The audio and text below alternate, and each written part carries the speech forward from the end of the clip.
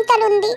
तब मुझे तोतली तोतली बोलते, मजाक बनाते, मुझे शादी नहीं करनी। तोतली बहू। एक गांव में टोनी नाम की एक चिड़िया रहती थी। वह बहुत सुंदर थी, परंतु वह तोतली थी। वह किसी से बात नहीं करती थी। वह हमेशा अकेले ही रहना पसंद करती थी, क्योंकि उसकी सारी दोस्त उसका मजाक बनाया करती थी। एक दिन पार्क में उसकी सारी दोस्त एक साथ बैठी होती हैं और बातें कर रही होती हैं। टोनी भी पार्क में आ जाती है।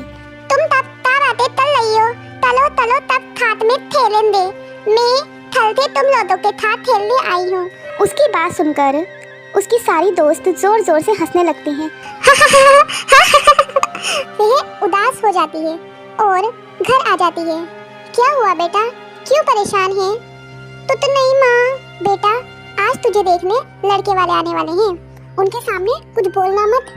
माँ मैं शादी नहीं करूँगी। तब मुझे तोतली तोतली बोलते, मजाक बनाते, मुझे शादी नहीं करनी। बेटा ऐसे नहीं होता है, लड़की का असली घर उसका ससुराल ही होता है। जब लड़के वाले आएंगे तो तुम उनके सामने कुछ मत बोलना, बाकी मैं संभाल लूंगी। लड़के वाले टोनी के घर आते हैं। ये हमारा बेटा बबलू है, ये हमारी बेटी टोनी है। बेटी तुमको घर का कुछ काम आता है? इसे सारे काम आते हैं, ये सारा नाश्ता इसी ने बनाया है। बबलू टोनी को देखता है और देखते ही उसे पसंद कर लेता है और शादी के लिए हाँ कर देता है। कुछ दिन बाद उनकी शादी भी हो जाती है। गुड मॉर्निंग टोनी, चलो जल्दी से उठ जाओ। टोनी दो ना, नींद आ रही है मुझे, तुम टॉफी ले आओ मेरे लिए। क्या? ये किस तरह की बातें कर रही हो तुम? माँ देखो टोनी कैसी बातें कर रही है। क्या हुआ, क्यों चिल्ला रहा है बेटा सुबह ही सुबह? तू तो नहीं था तुम, इन्होंने मेरी आवाज सुन ली तो ये डर गए। क्या? हे भगवान, ये तो तोतली है। मेरे कर्म फूट गए, ये कैसी लड़की उठा कर ले आए हम? ये क्या गले पड़ गए हमारे? माँ मेरे दोस्त ने मुझे दावत पर बुलाया है शादी की खुशी में। अब मैं इसे लेके वहाँ कैसे जाऊँगा? सब मेरी बेइज्जती करेंगे। इस तोतली को वहाँ मैं नहीं लेकर जा सकता। नहीं होगी, मैं कुछ बोलूंगी ही नहीं वहाँ पर। देखे आप आए थे ना, मैं तो कुछ बोली ही नहीं थी। ऐसे ही मैं चुप रहूंगी और मैं कुछ नहीं बोलूंगी। आप परेशान मत होइए। बबलू अपने दोस्त के यहाँ डिनर पर जाने के लिए रेडी होता है। वह टोनी से कहता है, देखो भगवान के लिए अपना मुंह बंद रखना, चाहे जो भी हो जाए तुम वहाँ पर बिल्कुल मत बोलना, वरना मेरी बहुत बेइज्जती होगी। आप परेशान ना हो, मैं माँ कुछ भी नहीं बोलूंगी, मैं वहाँ पर चुप रहूंगी। वह दोनों डिनर पर पहुँचते हैं। सब साथ में डिनर कर रहे होते हैं। बबलू भैया आपकी वाइफ तो बहुत सुंदर है। टोनी भाभी आप पढ़ी लिखी है? हाँ भाभी ये पढ़ी लिखी है। कौन कौन है आपके परिवार में? सब है, मम्मी है, पापा है, सब है इनकी फैमिली में। बबलू भैया मैं टोनी भाभी से बात कर रही हूँ, आप तो उन्हें कुछ बोलने ही नहीं दे रहे हैं। अरे ये कम बोलती है ना, इसीलिए ज्यादा बात नहीं करती। क्यों, गूंगी है क्या? टोनी को यह सुनकर बहुत बुरा लगता है, परंतु वो कुछ नहीं कहती, चुप रहती है। बबलू के दोस्त का एक बेटा होता है। वह सोचता है कि कैसे भी करके वह टोनी की आवाज़ तो सुनकर रहेगा। वह चूहे वाला खिलौना टोनी के पैरों में छोड़ देता है। अरे पतलो तो ही दे, पतलो, अरे पतलो। उसकी आवाज़ सुनकर सब ही हैरान हो जाते हैं। बबलू को बहुत बेइज्जती महसूस होती है। तभी बबलू के दोस्त की वाइफ बबलू को समझाती है, बबलू भैया अगर टोनी भाभी तोतली है तो आपको शर्माने की कोई जरूरत नहीं है। आजकल कोई भी बीमारी ऐसी नहीं है जिसका इलाज ना हो सके। आप इन्हें अच्छे डॉक्टर को दिखाइए, मुझे लगता है ये बहुत जल्दी ठीक हो जाएंगी।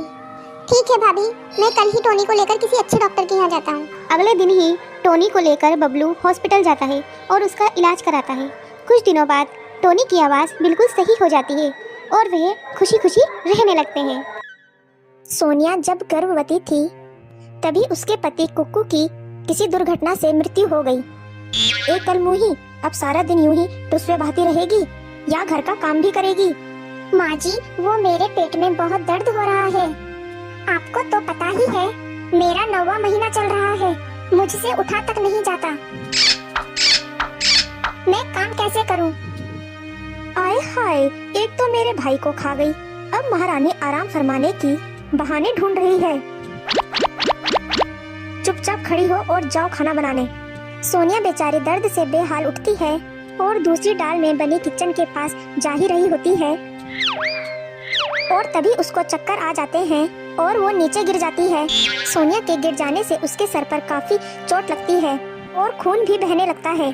तभी आवाज सुनकर लाडो और रूबी कबूतरी वहाँ आती हैं। अरे माँ, ये क्या हो गया? अरे गिरी कैसे है, ये छोड़, ये सोच इससे छुटकारा कैसे पाएं। अगर आसपास पड़ोस में किसी ने इसे इस हालत में देखा तो हम पर ही इंजाम आ जाएगा। चल इसे ऐसे थोड़ी देर ही पड़े रहने देते हैं, फिर ले जाएंगे हॉस्पिटल इसे। तब तक हमें इससे हमेशा के लिए छुटकारा मिल जाएगा। कुछ समय बाद सोनिया हॉस्पिटल में आ जाती है। तभी डॉक्टर बुलबुल बबली से कहती है, हम आपकी बहू को तो बचा नहीं पाए, लेकिन उन्होंने एक बेटी को जन्म दिया है। अरे माँ, ये तो सोने पर सुहागा हो गया। बिना कुछ करे धरे ही इस चुड़ैल से छुटकारा मिल गया। हाँ, बात तो तू ठीक कह रही है, लेकिन इसकी बेटी का क्या करें? खुद तो चैन की सांस लेकर मर गई और इसे हमारे मत्थे छोड़ गई। अब बबली और लूसी उस बच्ची को अपने साथ घर लाकर और उसे अकेला घोंसले में छोड़कर चले जाते हैं और घोंसले में अकेला छोड़ देते हैं। और बेचारी बच्ची भूख के मारे रो रही होती है। वही सोनिया मर चुकी थी, लेकिन सोनिया की आत्मा मंदिर में जाती है और भगवान से कहती है, हे भगवान, तूने मुझे अपने दरवाजे पर इस तरह बुलाया है, तो तू ही मेरी मदद कर। मेरी छोटी सी बच्ची का कोई नहीं है, तो मुझे थोड़ी शक्ति दे दो, ताकि मैं उसका ध्यान रख सकूं। जब वो अपना खुद ध्यान रख लेगी, तो मैं तेरी शरण में आ जाऊंगी। भगवान, मुझे शक्ति दे दे। तभी भगवान उसकी प्रार्थना सुन लेते हैं और फिर सोनिया कुछ टाइम के लिए चिड़िया के रूप में आ जाती है।